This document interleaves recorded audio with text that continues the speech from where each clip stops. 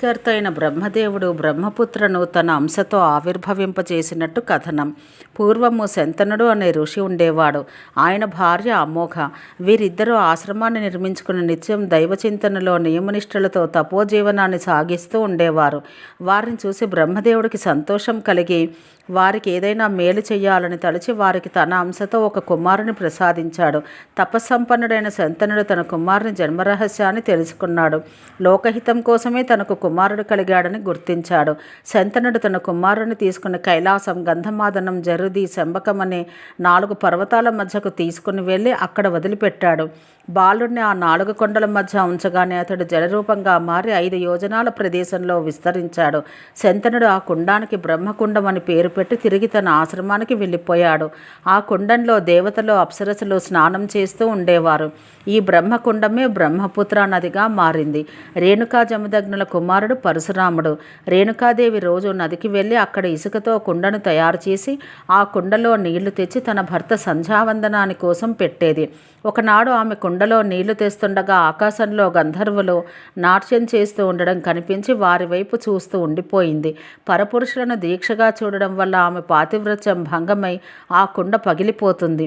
మరి ఎంత ప్రయత్నించినా ఇసుకతో కుండ తయారు కాదు. ఆమె నిరాశతో ఆశ్రమానికి తిరిగి వస్తుంది.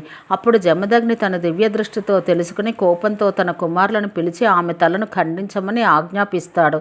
తల్లిని చంపడానికి కుమారులెవ్వరూ ఒప్పుకోరు. జమదగ్ని వారిని శపిస్తాడు. అప్పుడు జమదగ్ని పరశురాముడికి చెబుతాడు.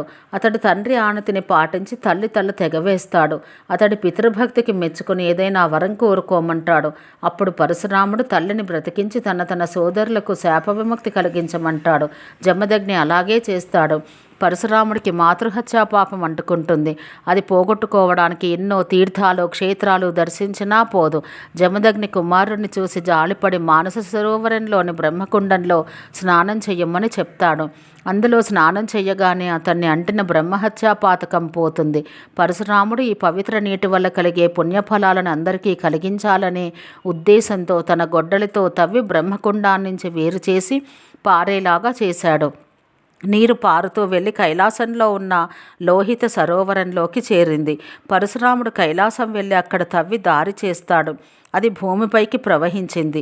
ఈ విధంగా పరశురాముడు బ్రహ్మపుత్రను భూమిపైకి తీసుకుని వచ్చినట్టు పురాణ కథనం. ఈ నది ఒడ్డున శ్రీకృష్ణుడు సత్యభామతో పాటు కొంతకాలం విశ్రమించి ఆ నదిలో స్నానమాచరించిన దాని ఫలితంగానే నరకాసురుని సంహరించినట్లు కథనం. ఈ నదీ తీరంలోనే శివుడు మన్మధుణ్ణి దహించి పార్వతీదేవికి జ్ఞానబోధ చేసినాడని చెబుతారు. శ్రీ మహావిష్ణువు ఈ నదీ తీరంలోనే మధుకైటభులనే రాక్షసులను సంహరించాడని పురాణాలలో చెప్పబడింది. దీని నీరు ఎర్రగా ఉండడం వల్ల దీనికి లౌహిత్య అనే మరో పేరు కూడా ఉంది. టిబెట్లో ఈ నదికి థింగ్ పో అని పేరు. అరుణాచల్ ప్రదేశ్లోని సియాంగ్ అని ఈ నదిని పిలుస్తారు. అన్ని నదులను స్త్రీలుగానే వర్ణిస్తారు, కానీ ఈ బ్రహ్మపుత్ర నది మాత్రం పురుషుడుగా చెప్పబడింది.